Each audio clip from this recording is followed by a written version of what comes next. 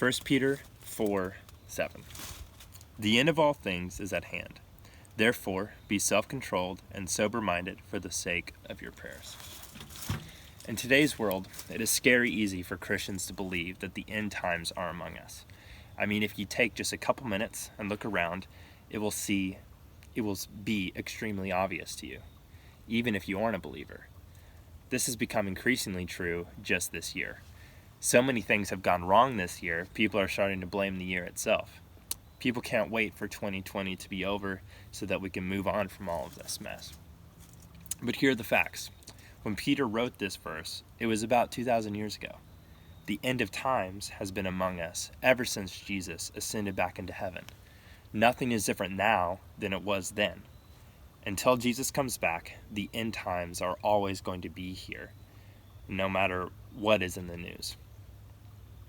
So, when people begin to shout this truth out and it begins to overwhelm you, take some time to remember that nothing is different. Jesus is still on the throne. Jesus will come back. And nothing, no matter how bad it is or how deeply it affects you, is going to change that.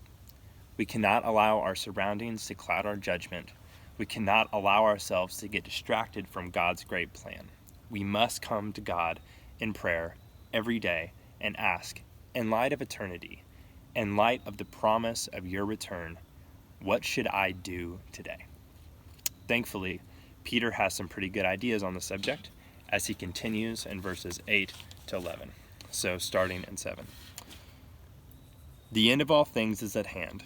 Therefore, be self-controlled and sober-minded for the sake of your prayers.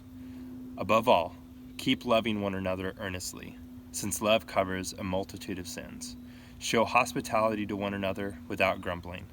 As each has received a gift, use it to serve one another as good stewards of God's varied grace.